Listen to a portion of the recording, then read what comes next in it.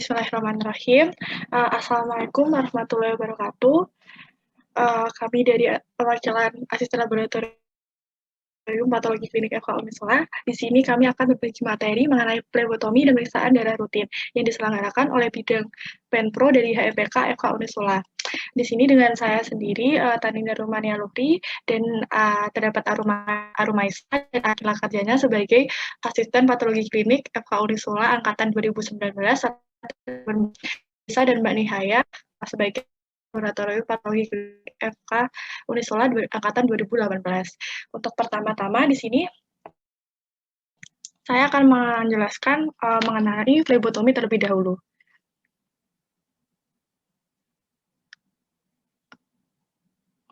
Untuk flebotomi sendiri itu berasal dari bahasa Yunani, yaitu yang berarti untuk fleb itu pembuluh darah, vena, dan tomia itu mengiris atau memotong. Kemudian dulu itu flebotomi dikenal dengan istilah venasekti atau venesection atau venesection. Untuk flebotomi itu atau teknik sampling darah itu dapat diartikan sebagai suatu proses pengambilan darah dari sirkulasi melalui tusukan atau sayatan dalam rangka untuk mendapatkan sebuah sampel darah. Bisa di next.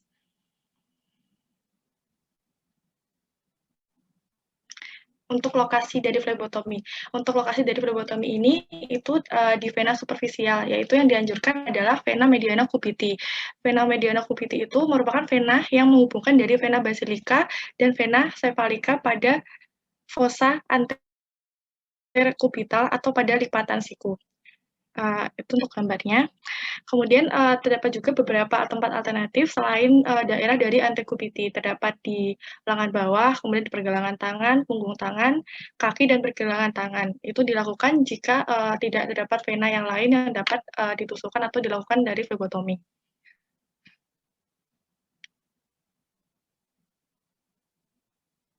Selanjutnya untuk peralatan dari flebotomi yang perlu disiapkan ada handscoon atau sarung tangan, kemudian terdapat alkohol swab, kemudian untuk ada tourniquet sebagai pembendung dari vena, kemudian spad itu untuk penampung dari darah, dan jarum yang nantinya digunakan untuk menusuk pada daerah vena untuk mengambil darah tersebut.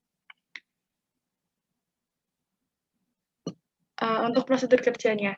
Jadi yang pertama adalah untuk cara melakukan flebotomi yang pertama kita akan melakukan evakuasi terhadap pasien. Jadi kita akan menerangkan pada pasien tentang prosedur yang akan dilakukan. Nah, kita bisa meminta posisi pasien bisa duduk maupun berbaring. Kemudian kita akan menyiapkan alat-alat yang diperlukan. Kemudian tentunya setelah alat-alat tersebut disiapkan, kita akan mencuci tangan terlebih dahulu dan menggunakan sarung tangan. Kemudian kita akan pilih bagian yang dilakukan penusukan. Itu pada daerah antesubiti lengan. Nah, kita juga bisa meminta pasien untuk pengepalan tangan, itu bisa membantu dari penampakan vena agar lebih terlihat jelas. Kemudian kita juga bisa mempalpasi, itu juga membantu merasakan ukuran dan kedalaman dari aliran darah vena. Kemudian kita juga bisa memilih vena yang besar dan tidak mudah bergerak. Biasanya kita pilih di daerah yang lateral, tidak di medial, karena kalau yang di medial kita bisa dekat dengan saraf. Kemudian kita pasang tourniquet kurang lebih itu 10 cm di atas bagian yang akan ditusukkan. Kemudian kita disinfeksi pada area venipuncturnya atau pada daerah yang ingin ditusukkan menggunakan alkohol swab. Kemudian kita menggunakan alkohol swab itu dengan gerakan memutar dari tengah ke tepi, kemudian kita biarkan 30 detik untuk mengering sendiri alkohol, jadi tidak disentuh lagi apabila sudah disinfeksi.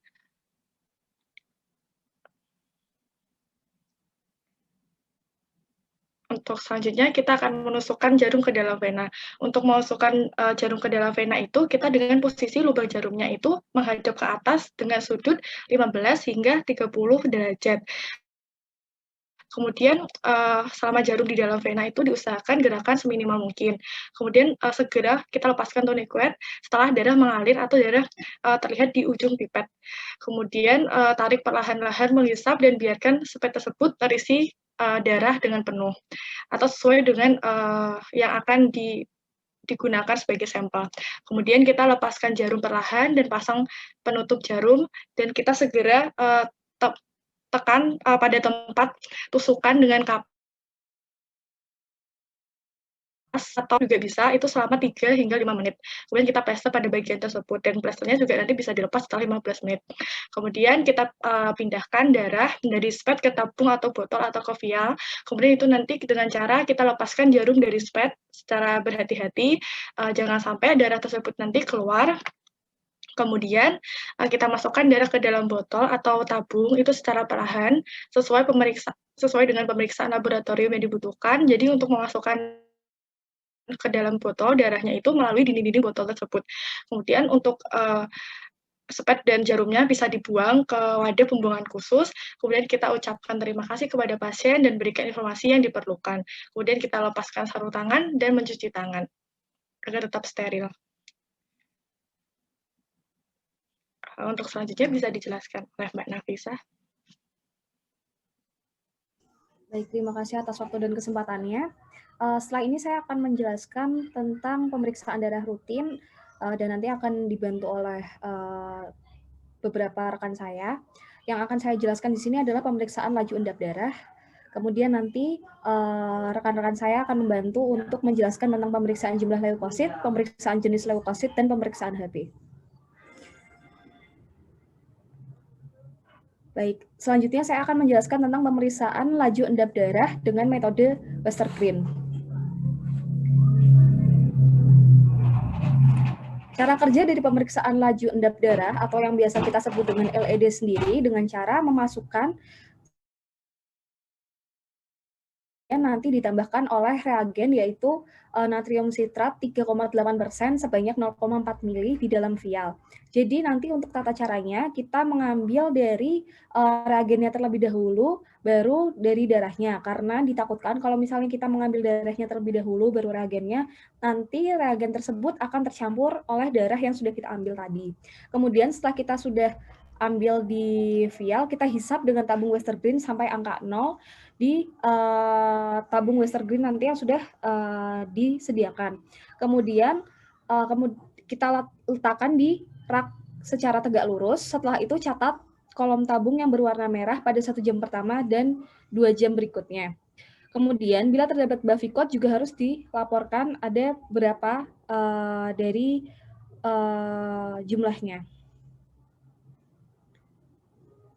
Selanjutnya, nanti kalau misalnya sudah selesai untuk pemeriksaan dari LED, akan muncul beberapa sub-sub atau warna dari pemeriksaan LED itu sendiri yang nanti terbagi menjadi 3 bagian. Yang pertama itu, yang paling bawah ada eritrosit atau sel darah merah, sebanyak 45% dari total darah, dan itu menempati tempat paling bawah. Kemudian di atas dari sel darah merah atau eritrosit terdapat Bavikot yang tadi sudah saya sebutkan atau saya singgung di awal. Itu terdapat leukosit dan juga platelet. Nah, leukosit itu adalah sel darah putih dan platelet sendiri adalah trombosit yang mana memiliki jumlah kurang dari 1% dari total darah. Selanjutnya ada plasma, yaitu bagian teratas dari pemeriksaan LED ini. Plasma itu terdiri dari 55% dari total darah. Nah, untuk nilai normal sendiri ada 2 yang kita gunakan, yaitu dari Dacier dan juga dari Westergren-nya sendiri atau dari metodenya itu sendiri. Untuk pria normalnya 0-5 mm per jam, kemudian wanita 0-7 mm per jam untuk metode yang Dacier. Untuk yang dari pembacaan Westergren sendiri, untuk prianya 0-15 mm per jam dan wanita 0-20 mm per jam.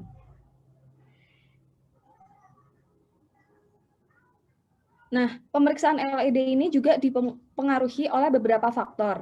Yang pertama ada komponen plasma. Untuk komponen dari plasma sendiri, semakin banyak plasma di pemeriksaan ini, maka LED akan semakin cepat.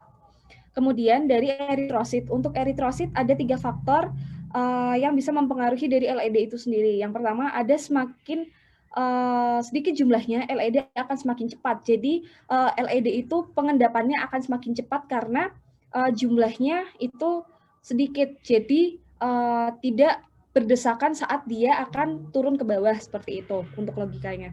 Kemudian semakin ini diralat ya, semakin besar ukurannya, LED akan semakin cepat turun.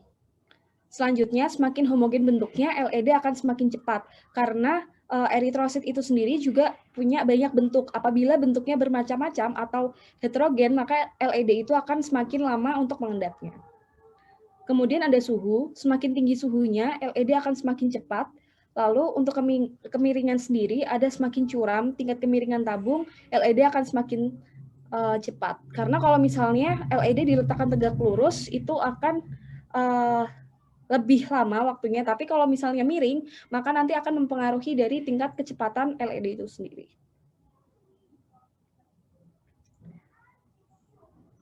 Baik, selanjutnya akan dilanjutkan oleh rekan saya. Silahkan untuk Akila. Nah, baik, terima kasih Nafisa. Jadi di sini selanjutnya saya akan menjelaskan tentang pemeriksaan hitung jenis leukosit. Nah, untuk pemeriksaan hitung jenis leukosit di sini kita akan menggunakan sediaan apus darah tepi. Nah, untuk cara kerjanya sendiri mungkin bisa di-next. Nah, untuk cara kerjanya sendiri, pertama-tama itu kita bisa ambil objek gelas yang bersih, kemudian kita tetesi satu tetes di sebelah kanan. Nah, kemudian kita bisa sentuh tetesan itu menggunakan spreader, nanti darahnya itu akan melebar sepanjang spreader. Kemudian bisa kita dorong ke arah kiri dengan sudut 45 derajat dan bisa kita keringkan. Nah, kemudian di sini kita bisa amati terlebih dahulu apakah itu tuh preparat baik atau buruk. Nah, untuk preparat baik sendiri itu tipis, rata, tidak terputus-putus, dan ekor tidak robek. Nah, apabila preparat yang kita amati itu tidak baik, mungkin bisa diulangi lagi untuk men-spread-nya. Nah, kemudian kita lakukan apabila sudah kering, bisa kita lakukan fiksasi dengan metanol 90 derajat selama 10 menit. Nah, untuk fiksasi sendiri ini berfungsi untuk merekatkan dari objek gelas dengan darahnya. Kemudian selain itu, fiksasi ini tuh juga bisa berfungsi untuk menghentikan dari metabolisme sel-sel, tapi tidak mengubah dari struktur sel itu sendiri. Nah, kemudian bisa kita genangi dengan larutan GEMSA selama 15 menit. Di sini kita melakukan pewarnaan untuk sel-selnya.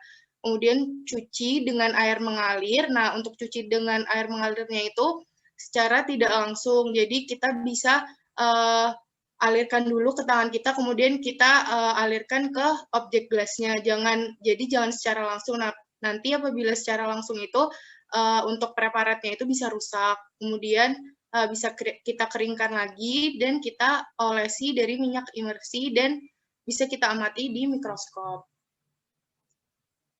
Nah di sini nanti apabila kita amati di mikroskop kan terdapat sel-sel leukosit. Nah untuk sel-sel leukosit sendiri ini ada yang agranulosit sama yang granulosit. Nah untuk yang granulosit sendiri ini ada eosinofil, basofil, sama neutrofil. Untuk eosinofil sendiri ini ciri-cirinya itu untuk granulanya itu kasar tapi berwarna merah, kemudian homogen dan tidak menutupi inti. Dan untuk ciri-ciri dari intinya sendiri itu, intinya itu dua seperti bentuk kacamata. Nah, kemudian untuk yang basofil sendiri ini, granulnya itu kasar, kemudian heterogen dan menutupi dari intinya. Dan untuk inti dari basofil sendiri ini banyak sekitar 4-5 lobus-lobus. Nah, kemudian untuk neutrofil ini merupakan yang untuk yang neutrofil batang sama segmen ini bedanya kalau neutrofil batang itu lobusnya itu belum terpisah-pisah. Mungkin ciri-cirinya itu lobusnya itu seperti pisang. Nanti kalau neutrofil segmen itu lobusnya itu udah terpisah-pisah. Nah, untuk sitoplasmanya sendiri itu kalau yang neutrofil itu warnanya pink dan granul-granulnya itu granula halus. Kemudian ada limfosit. Untuk limfosit sendiri itu rasio sama inti sama sitoplasmanya itu hampir sama dan bentuk selnya itu bulat. Kemudian untuk monosit sendiri itu bentuk intinya itu seperti ginjal. Nah, untuk nilai normalnya sendiri ada eosinofil itu 1-4%, kemudian ada basofil 0-1%, kemudian ada neutrophil step ada 2-5%, neutrophil segmen ada 50-70%, limfosit ada 20-40%, dan yang terakhir ada monosit 2-8%. Mungkin selanjutnya akan dilanjutkan Kak Nihayah. Baik, terima kasih di Akila untuk waktunya.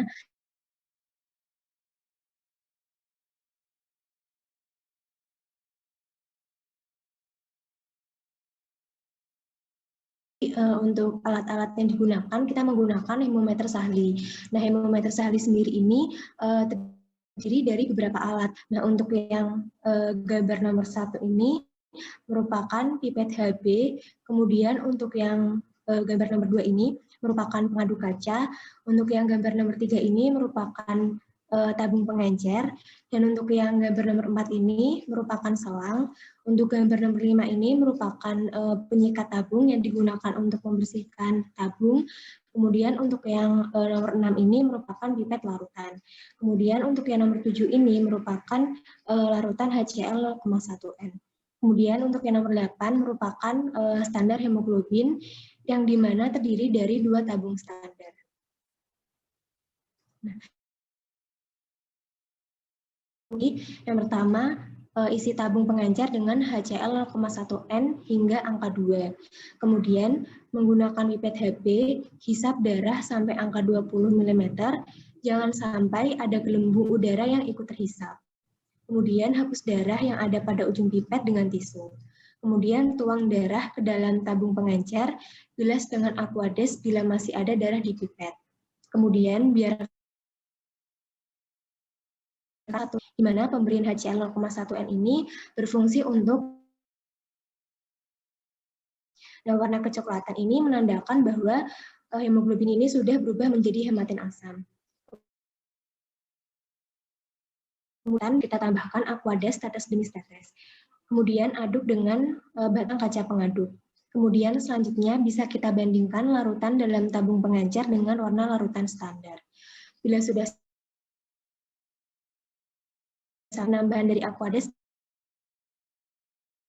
kita kadar HB pada skala yang ada di tabung pengencer. Nah, kemudian ini ada interpretasi dari pemeriksaan HB. Menurut Daci untuk dewasa laki-laki adalah 13,5 hingga 18 gram per sen. Untuk dewasa wanita ada 11,5 hingga 16,5 gram per sen. Untuk bayi yang umurnya kurang dari 3 bulan adalah 13,6 hingga 19,6 gram per sen. 1 tahun adalah 11 hingga 13 gram per sen. Untuk umur 12 tahun adalah 11,5 hingga 14,8 gram per sen. Kemudian untuk kenaikan HB ini kondisinya bisa secara fisiologis ataupun patologis. Nah, untuk yang fisiologis ini contohnya seperti ketika kita atau seseorang berada di dataran tinggi. Karena ketika seseorang berada di dataran tinggi, maka akan terjadi penurunan pada saat di dataran tinggi akan terjadi penurunan dari sebagai kompensasi dari tubuh, maka akan terjadi peningkatan dari hemoglobin. Kemudian untuk yang patologis ini contohnya seperti pada polisitemia. Nah, untuk polisitemia ini merupakan kondisi di mana sel darah merah meningkat sehingga akan diikuti oleh kenaikan dari HB. Kemudian untuk kondisi penurunan HB juga bisa fisiologis ataupun patologis. Nah, untuk fisiologis ini atau pasca melahirkan, di mana untuk menstruasi atau pasca melahirkan ini akan terjadi pengeluaran darah sehingga akan terjadi penurunan dari hemoglobin juga. Kemudian untuk yang kondisi patologis contohnya adalah kecelakaan. Nah, kecelakaan ini biasanya pada orang-orang yang memang mengeluarkan darah sehingga akan terjadi penurunan hemoglobin. Nah, selanjutnya untuk pemeriksaan hitung jumlah leukosit akan dijelaskan oleh Di Arun. Silakan Di Arun. Ya, baik, terima kasih. Kita lanjutkan untuk pemeriksaan dari hitung jumlah leukositnya. Nah, untuk pemeriksaan dari hitung jumlah leukosit ini ada beberapa alat dan bahan. Yang pertama, yang paling kiri itu adalah alat yang disebut dengan hemositometer. Nah, hemositometer itu terdiri dari beberapa pipet, ada pipet eritrosit dan juga pipet leukosit. Karena kita di sini mau menghitung dari jumlah leukosit dari pipet leukosit itu sendiri. Nah, bedanya adalah kalau yang pipet eritrosit itu tengah-tengahnya berwarna merah, namun untuk pipet leukosit itu tengah-tengahnya berwarna putih. Nah, selain itu di dalam hemastometer itu ada selangnya dan kemudian ada bilik hitungnya. Nah, di sini kita akan memakai bilik hitung yaitu dengan menggunakan Neubauer Improve. Next.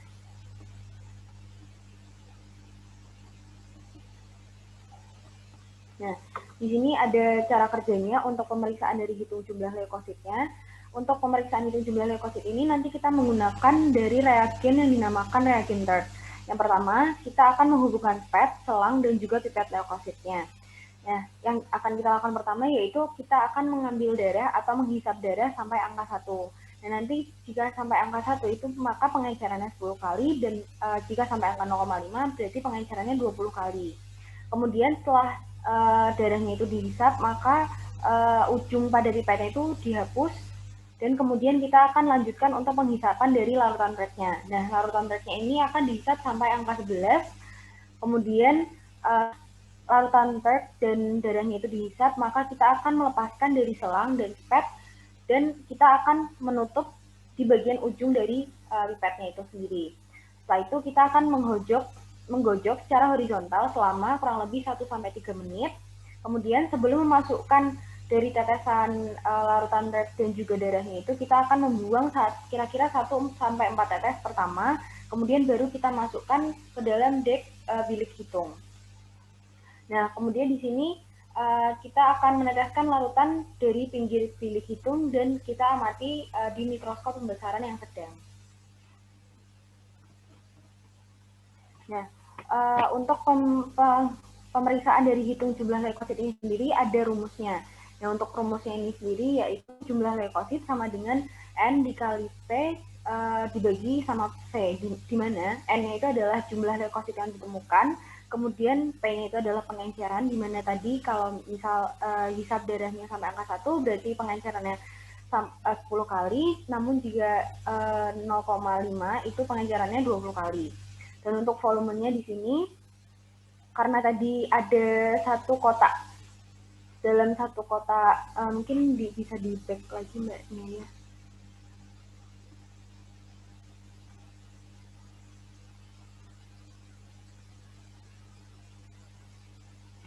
Di back yang Neubauer Improve-nya. Nah, ini ada kotak dari bilik hitungnya itu sendiri. Nanti kita akan memakai untuk menghitung dari jumlah leukosit itu pada pojok kanan atas, pojok kanan bawah, pojok kiri bawah, dan juga pojok kiri atas.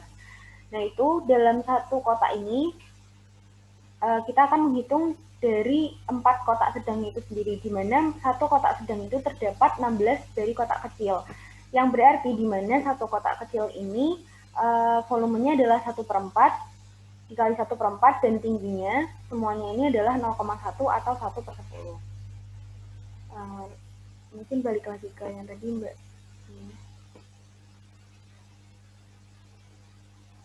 Nah, ini adalah volume yang dikatakan pada kotak kecilnya. Nanti kita akan menghitung dari volumenya 1/4 dikali 1/4 dikali 1/10 itu tingginya dan dikali jumlah kotaknya.